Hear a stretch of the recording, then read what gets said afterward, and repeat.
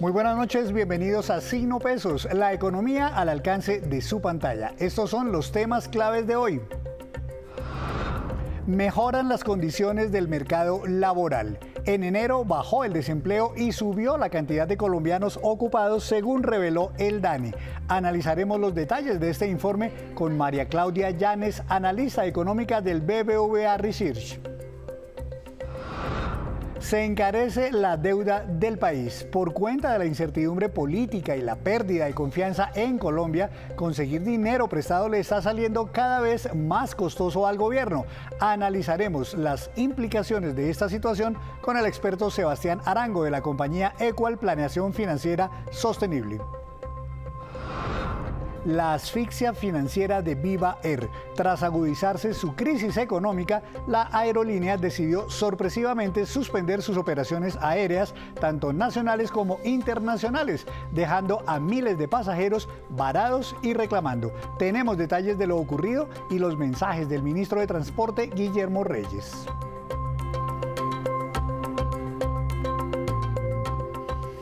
Y comenzamos esta emisión de Signo Pesos hablando de un tema que toca a todas las familias colombianas. Se trata del mercado laboral, que si bien ha mejorado para muchos colombianos, sigue igual de dramático para otros. Para analizar los resultados entregados esta mañana por el DANE, saludo a la doctora María Claudia Llanes. Ella es economista del BBVA Research para Colombia. Doctora María Claudia, buenas noches, bienvenida a Signo Pesos.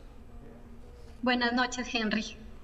Doctora, quiero mostrarle algunas gráficas que hemos extraído aquí del informe del DANE, y la primera es que el 13,7% es la nueva tasa de desempleo para el mes de enero. Bajó desde 14,6% que estaba en enero del año pasado. Este descenso en el desempleo, ¿qué tan bueno es para nuestro país en un enero? Bueno, sí, lo primero que me parece importante es eso que ha recalcado de que es un enero. Digamos, una tasa de 13,7% a uno le parecería alta, pero para un enero no es una tasa alta. Los eneros siempre tienen unas tasas de desempleo mucho más altas que las que podrían tener los meses de diciembre. Y los meses de final de año, cuando el comercio y la actividad es distinta y hay más contratación. Entonces, para un enero este dato es bueno. Con respecto a diciembre del año pasado, diciembre del 2022, la tasa de desempleo se mantuvo relativamente estable a nivel nacional. Entonces, creo que es un buen dato. De todas maneras, doctora, esta tasa del 13,7% es más alta de lo que se había registrado en los meses anteriores, en diciembre, en noviembre, en octubre. Había algunos meses que inclusive ya habíamos caído muy cerca de un dígito. ¿Por qué en enero, de todas maneras, comparado contra los meses precedentes como diciembre, siempre se sube el desempleo? Sí, eso es una cosa que pasa todos los años. En enero, pues decía ahorita, en enero el comercio, por ejemplo, no está tan pujante como podría estar en diciembre. Entonces los eneros se caracterizan por menores contrataciones, menores niveles de contratación y mayores tasas de desempleo. Pero lo que es importante ahí es que por el dato de 13,7 es similar, si uno lo pone en términos, digamos, de un mes de diciembre, sería similar a un 10,5% en diciembre, y ese dato de 10,5 de tasa de desempleo no es un dato alto, se encontraría en niveles similares a los de antes de la pandemia. Bueno, pues según el DANE, en Colombia en enero cerramos con 3.413.000 personas desempleadas, y también nos indican que en las ciudades principales el desempleo bajó un poquito hasta el 14,5%. ¿Qué ayuda de todas maneras, doctora, para que en enero, comparado con enero del año pasado, se haya reducido un poco la desocupación? ¿Qué pudo haber en enero? ¿En qué actividades, digamos, de la economía se mejoró la situación? Bueno, digamos, las actividades, lo primero es que el año pasado fue un año súper pujante en términos de empleo, fue un año muy bueno. Entonces, digamos que el nivel de empleo de enero de este año es un nivel de empleo alto. Entonces, eso es lo que hace también que la tasa de desempleo de enero de este año sea menor que la de enero del año pasado. porque el empleo ha sido muy pujante. Digamos, desde mediados del 2021 el empleo nacional creció muchísimo y creció casi constantemente hasta abril del 2022, donde se situó en niveles muy elevados y se ha mantenido más o menos en esos niveles, incluso ahorita en enero del 2023, ajustando por los factores estacionales. Doctora, otra de las cosas que muestra el reporte del DANE es que la tasa global de participación se elevó al 6,4%. Ese término tasa global de participación para algunas personas todavía es un poquito enredado. Exactamente cuando decimos que mejoró o subió la tasa global de participación, ¿a qué nos referimos? Cuando uno dice que sube la tasa global de participación, lo que dice es que el porcentaje de personas que están ofreciendo su trabajo, de todas las personas en edad de trabajar, aumentó. Eso quiere decir, es decir, la fuerza laboral aumentó, la proporción de la fuerza laboral con respecto a las personas que potencialmente pueden ofrecer su trabajo, que son las personas en edad de trabajar. O sea, de alguna manera eso también es positivo en la medida en que los colombianos sienten alguna confianza para salir a buscar un trabajo. ¿Es así? De acuerdo. De acuerdo, una tasa global de participación creciendo es una tasa de participación, digamos, es un mercado laboral más pujante. O sea, uno esperaría que más gente salga a buscar trabajo y que más gente encuentre trabajo también. Entonces ahí ya, esa es como la oferta laboral, es como la gente que está ofreciendo su trabajo, y lo que uno estaría esperando ahí es que encuentren los trabajos, que el aparato productivo sea lo suficientemente capaz de acoger a toda esa gente que está saliendo a buscar trabajo. Entonces deduzco yo, doctora María Claudia, que en ese contexto es todavía más positiva esta otra cifra, y es que la tasa de ocupación subió al 54,7%, o sea, habiendo mucha más gente buscando y ofreciendo su fuerza laboral, más gente consiguió trabajo. ¿Eso habla bien del mercado laboral o no? Claro, una tasa de ocupación creciendo es que los ocupados, o sea, la proporción de los ocupados sobre la gente que tiene la edad de trabajar, del potencial que puede ofrecer trabajo, está creciendo. Es decir, como que el aparato productivo sí está también dando trabajo, proveyendo trabajo. Hay más gente entonces, doctora, buscando trabajo, hay más gente ocupada, pero hay un par de cosas que me parecen a mí un poquito preocupantes del informe, y es que aunque hay más gente trabajando, nos dice el DANE que el subempleo subió un poquito al 7,7% y que también la informalidad laboral se elevó también hasta el 58%. Eventualmente entonces tenemos más empleos, pero de pronto deteriorándose un poco la calidad de los trabajos. Sí, aquí en Colombia, pues digamos, Colombia es un país en donde la informalidad es muy alta. Digamos, somos un país en que digamos, en ese sentido la calidad del empleo no es muy buena. Eso es un hecho que pasa en Colombia. La tasa de informalidad es alta, pero lo que yo quiero resaltar es que a pesar de que esa tasa de informalidad es alta, digamos, el año pasado, el 2022, hubo mejoras importantes en la calidad del empleo. Si vemos en 2022, el empleo entre diciembre del 21 y del 22 creció en 4,5%, y los asalariados crecieron casi en el 10%, y los asalariados son un tipo de empleo bueno, de buena calidad. Entonces yo creo que a pesar de esto que pasa en Colombia, esos niveles altos de informalidad, también por otro lado puede haber como buenas noticias, por lo menos en el año pasado se formalizó mucho en el sentido de que la proporción de asalariados aumentó.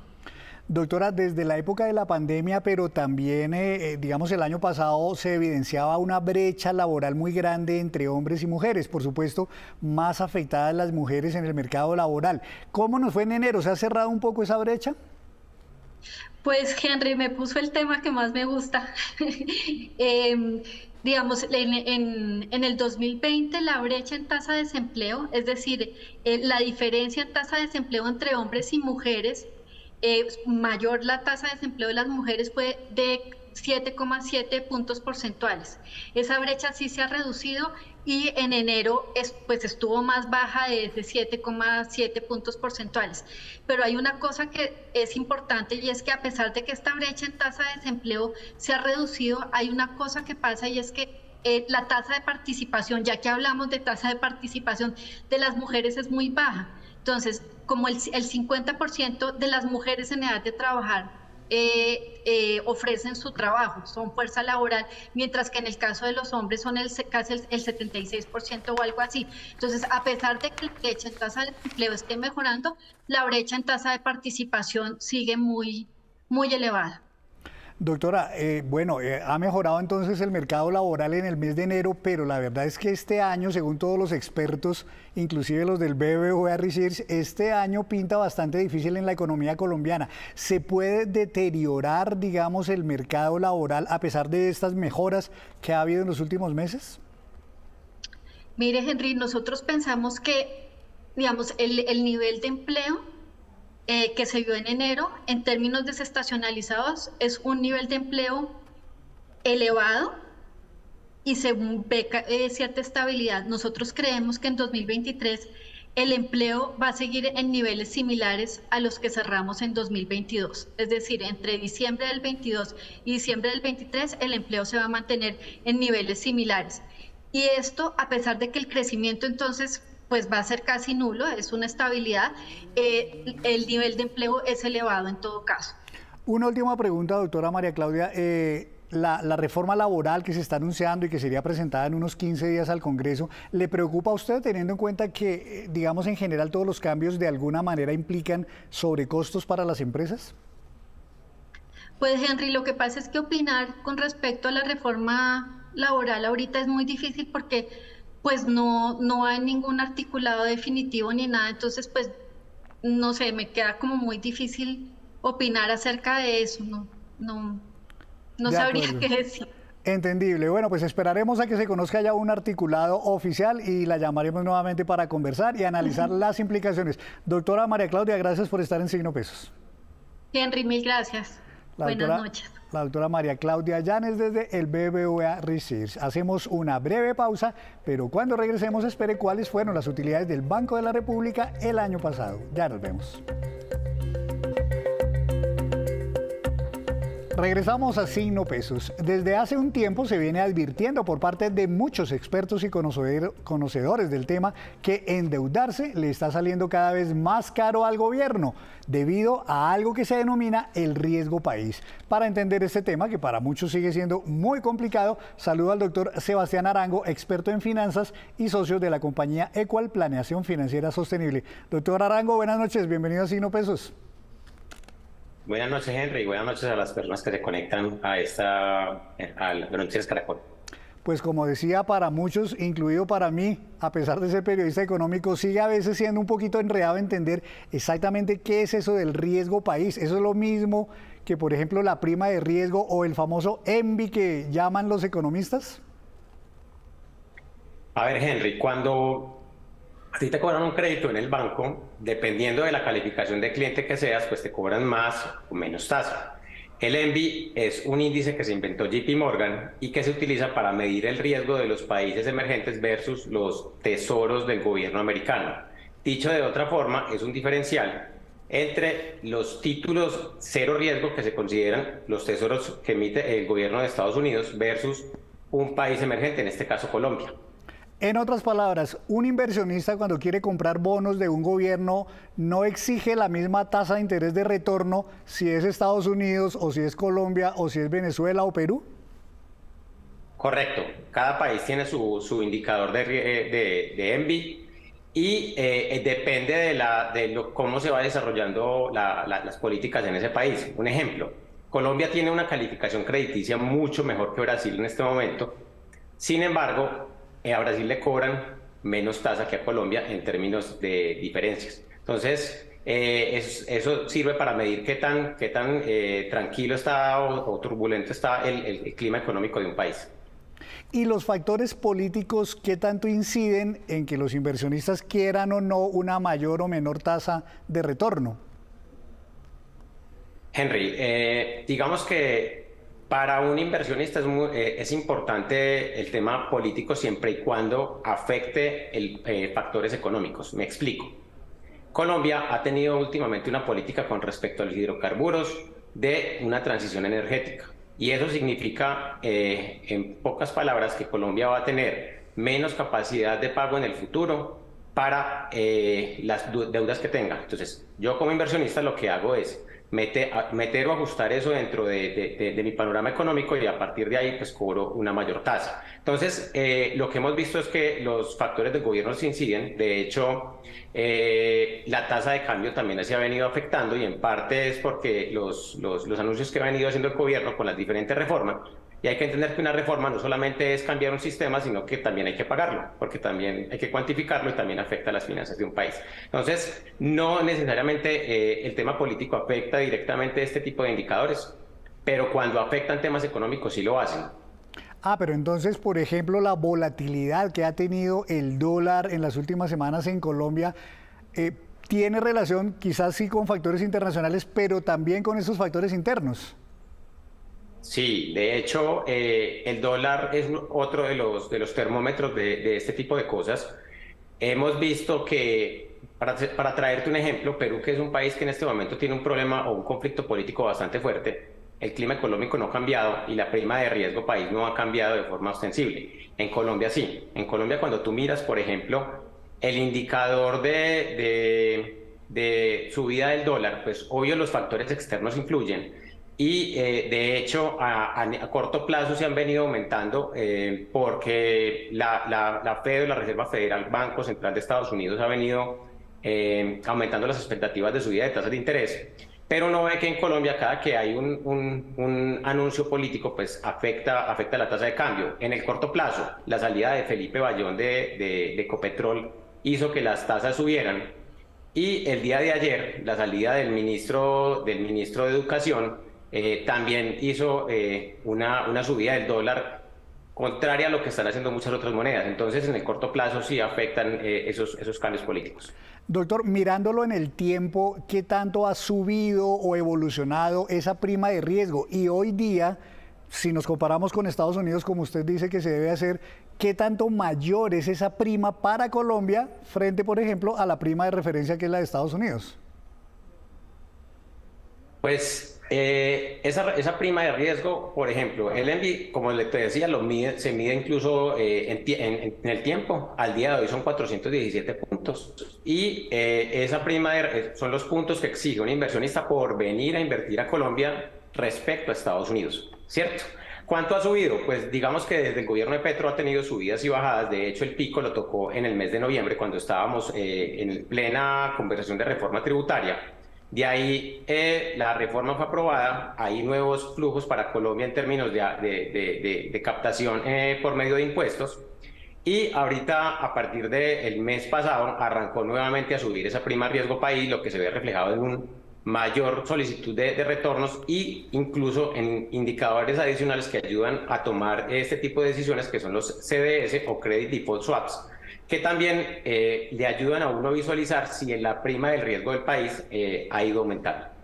La reforma a la salud está generando una gran polémica y también podría tener, según dicen muchos expertos, un efecto muy grande en las finanzas de la nación. Las reformas que se avecinan, diga usted, la reforma laboral, también la reforma pensional, sobre todo esta última, ¿pueden enrarecer todavía más este tema de la prima de riesgo para Colombia? Sí, sí, la verdad sí, y por una sencilla razón. La reforma laboral es claro que va, como dice su texto, a encarecer los costos de mano de obra para los empresarios en el país, lo que va a hacer que muy probablemente muchos empresarios, digamos que bajen su contratación para poder tener una persona bien tenida como empleado en la empresa. Pero la reforma pensional es mucho más importante, sobre todo porque todavía no ha sido entregado el texto final y parte de lo que hay que tener claro en esta reforma y que puede incidir en el clima de riesgo país es, primero, qué va a pasar con los dineros que están en este momento ahorrados en las cuentas de ahorro individual de los inversionistas de los fondos privados y que para nadie es un secreto o para el inversionista de a pie que no sabe cómo funciona esto.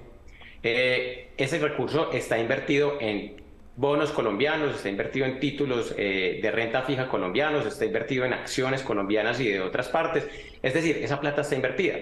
Y dependiendo de cómo salga el texto, pues, va a hacer que gran parte de los recursos que hoy ayudan a que el mercado de capitales colombiano funcione, pues tengan que salir a volverse un gasto. Es decir, en la medida que ese texto ataque más el ahorro y haga que ese ahorro se vuelva más gasto, va a hacer que la prima de riesgo país aumente, porque básicamente pues, la capacidad de ahorro también ayuda a que un país tenga músculo para poder pedir deuda un poco más favorable.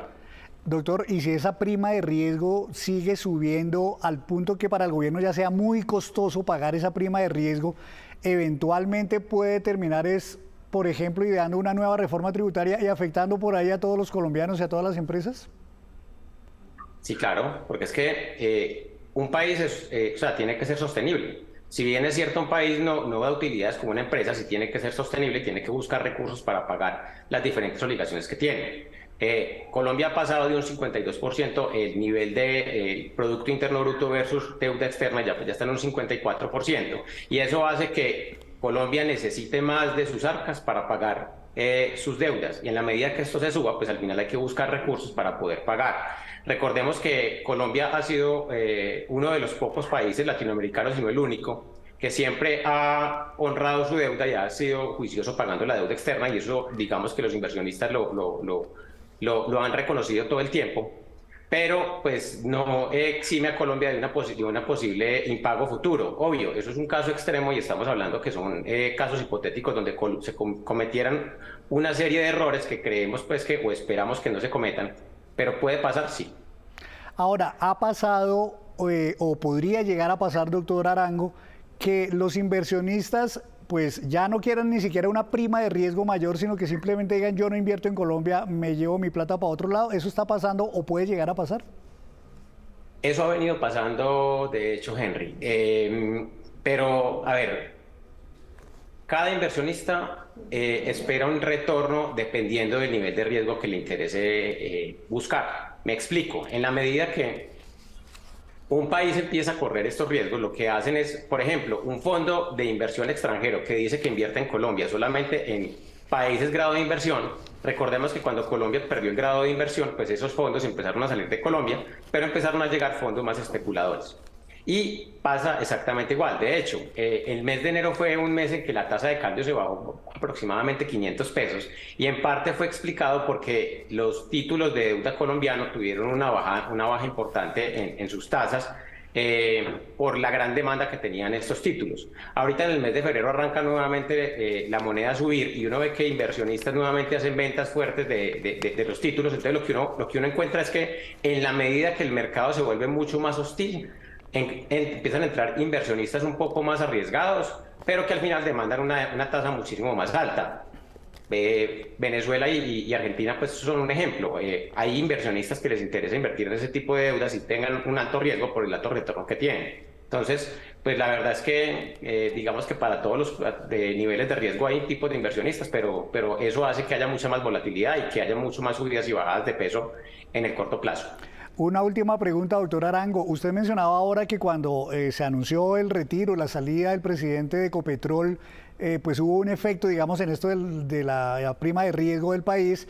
Y también ayer, cuando se anunció la salida del ministro de Educación, también hubo ese efecto.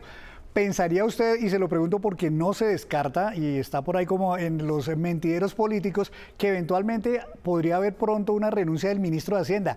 ¿Eso podría ser mucho más grave teniendo en cuenta que es el ministro justamente de Hacienda? Sí, sí. De hecho, el ministro de Hacienda en este momento es el único que, digamos, por su corte y su talante es más de centro y ha hecho, digamos, que muchos inversionistas le crean al mercado. Pero, pues, digamos que una renuncia del ministro de Hacienda pudiera hacer que el mercado no lo reciba con buenos ojos, empezando porque ha sido como el freno de mano a muchos anuncios disparatados que ha tenido el gobierno. Y también habría que ver a quién ponen después como ministro de Hacienda. Pues depende de si es una persona de un corte en el cual el mercado le tenga cierta credibilidad, o que sea una persona de un corte extremo idiosincrático mucho más fuerte. Entonces, al final todo eso incide en el corto plazo, pues en el mediano y largo plazo. Lo han dicho algunos analistas que estudian a largo plazo el dólar, que pues en últimas en el corto plazo eso solamente son cambios en el corto plazo, por así decirlo. pero sí afectan y hacen que los inversionistas se estresen un poco cuando salen ese tipo de anuncios. Entonces esperemos que o nos quede el ministro de Hacienda para rato, o que si dado la eventualidad que él renuncie, pues llegue una persona que tenga un corte incluso como él o más conservador.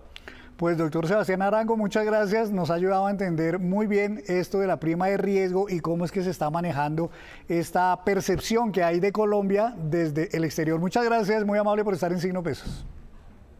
A usted, Henry. Muchas gracias. El doctor Arango desde Equal Planeación Financiera Sostenible. Hacemos así otra breve pausa, pero antes escuche esta noticia muy importante. El grupo Ecopetrol reportó que obtuvo el año anterior utilidades netas por 33,4 billones de pesos. Sus ingresos llegaron a 159,5 billones de pesos. La producción mejoró también hasta 709,000 barriles por día y las transferencias a la nación sumaron más de 42 billones de pesos, casi 3 veces más en comparación con la cifra del 2021, cifras que demuestran la importancia que tiene la actividad petrolera para las finanzas de nuestra nación.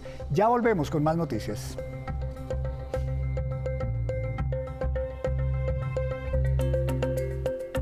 Regresamos a Signo Pesos con esta que es la cifra económica del día. 1,77 billones de pesos y corresponde a las utilidades obtenidas por el Banco de la República en el año 2022 y los años anteriores. Esas utilidades muestran un aumento del 138%. El emisor dijo que decidió trasladar a la nación de estas utilidades un total de 1,6 billones de pesos. Y las últimas 24 horas han sido caóticas para miles de pasajeros de la aerolínea colombiana Viva Air, que anoche decidió de manera sorpresiva suspender todos sus vuelos nacionales e internacionales. Esto por cuenta de la crisis financiera que afronta desde el año pasado y que se vio agravada tras las dificultades para sacar adelante el proceso de integración que tramitaban con Avianca. Veamos cómo ha sido esta historia de esperanza y frustración para Viva Air. Todo inició en junio del año pasado cuando la compañía de bajo costo Viva manifestó su deseo de fusión en un mismo grupo empresarial con la aerolínea Avianca. La pandemia había dejado una serie de números rojos y Viva, con más de una década de operaciones en el país, por primera vez ponía sobre la mesa la posibilidad de esta integración. Viva inició un proceso de recuperación empresarial con miras a lograr su permanencia en el mercado. Sin embargo, mientras la evidente crisis de la compañía paisa avanzaba, responsabilizaban a la aeronáutica civil ante la falta de diligencia del proceso para dar luz verde. Que la urgencia que ha venido manifestando Viva durante los últimos meses acerca de la necesidad de pronunciamiento positivo que permita la alianza con Avianca. Mientras tanto, las pérdidas seguían aumentando, llegando en 2022 a más de 36 millones de dólares. En enero de este año, la Aerocivil tomó una sorpresiva decisión: anular la petición de integración por fallas de procedimiento desde el inicio de ese trámite. Mientras se analizaba una nueva solicitud, terceras compañías manifestaron su interés de comprar Viva. Las ofertas provenían de la compañía de ultra bajo costos chilena JetSmart y Latam Airlines. La Aerocivil fue enfática en señalar que el matrimonio entre Viva y Avianca podía generar falta de libre competencia en el mercado y un monopolio en las operaciones aéreas. Y con esta resolución, en las últimas horas admitió las negociaciones a otras compañías, por el cual se resuelve unas solicitudes de reconocimiento de la condición de tercero interesado. Todo esto dilataba el proceso con Avianca y, de paso, aumentó la crisis para la aerolínea Viva, que en las últimas horas anunció un alto repentino e inmediato en sus operaciones aéreas. Nos acaban de cancelar todos los vuelos de Viva Colombia. Viva suspende operaciones tras 7 meses de no recibir respuesta por parte de la Aeronáutica Civil. La Superintendencia de Transportes ha exigido a Viva, ante todo este panorama, que se garanticen los derechos de los usuarios, pues están en vilo los viajes aéreos de más de 1 millón de pasajeros ante la decisión. Y el ministro de Transporte, Guillermo Reyes, habló sobre la situación de la aerolínea Viva y la de sus pasajeros afectados por la suspensión repentina de operaciones. Veamos algunos apartes del diálogo que tuvo con nuestra compañera Catalina Gómez de Noticias Caracol.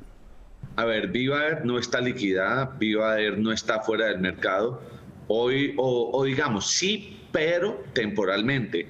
Pidieron una suspensión provisional de la operación, están resolviendo la situación de los empleados, están esperando que se desarrolle la reunión con la aeronáutica, a ver qué decisión se va a tomar o se puede tomar anticipando un poco el tema de la integración solicitada entre ellos y Avianca. Justamente aducen ellos en un comunicado que la falta de respuesta oportuna por parte de la Aerocivil y el Gobierno Nacional hasta la fecha con el tema de la integración es la causa de lo que estamos viendo hoy. Ministro, ¿esta era la manera? ¿Esto estaba cantado? ¿Es una situación que ustedes ven con dolo tal vez? No, yo no hablaría ni de chantaje de un lado ni de dolo en negligencia del otro. ¿Qué es lo que ha pasado? Primero, la situación de Viva económicamente es crítica desde hace ya varios meses y digamos lo que fueron alimentando la esperanza de la integración como un hecho cierto, cuando pues la aeronáutica, que es la que toma la decisión, tenía que investigar, tenía que escuchar y tenía que recibir pruebas para fundamentar su decisión. Entonces la aeronáutica en ninguna parte ha dejado de aplicar la ley y la decisión de la integración es un tema que en criterio de la entidad que es la aeronáutica se tenía que tomar el tiempo que establece la norma legal vigente. Entonces quizá se juntaron muchas cosas, la crítica situación y el manejo de parte de Viva, del otro, pues el trámite que ha tenido la aeronáutica civil frente al proceso de integración, la oposición de muchas de las otras aerolíneas, y no es de todas, y por supuesto el mismo tema del impacto que llevaría esa integración. Y veamos ahora los indicadores económicos que usted debe conocer antes de irse a dormir. La tasa representativa del mercado que regirá mañana es de 4.814 pesos con 11 centavos, subió 5 pesos con 97 centavos. El petróleo Brent de referencia para Colombia subió 1,75%, se ubicó en $83 con 89 centavos por barril. El precio interno del café colombiano subió y quedó en promedio a 2.125.000 pesos la carga. El índice MSCI Colcap de la Bolsa de Valores de Colombia bajó 1,55%. La acción que más se valorizó fue la preferencial de Cementos Argos con una ganancia de 5,94% y la que más bajó fue la de Banco de Bogotá con un retroceso de 9,98%. Antes de despedirnos los quiero dejar con este dato. A propósito de aerolíneas, el portal World Index publicó el ranking de las compañías aéreas más cumplidas en sus itinerarios durante el año 2022, según reportes y calificaciones entregadas por los pasajeros. La más cumplida fue Azul Brazilian, que obtuvo 88,9% de calificación en cumplimiento. Segunda, la japonesa ANA, 88,6%. Tercera, la japonesa Japan Airlines, con 88% de calificación. Cuarta, LATAM Airlines con 86,3%, quinta, Delta con 83,6% y la sexta, vean ustedes, la colombiana Avianca con 83,4%. Y así terminamos por hoy. Los esperamos mañana con una nueva emisión y toda la información económica que usted necesita saber. Esto es Signo Pesos, la economía al alcance de su pantalla. Buenas noches.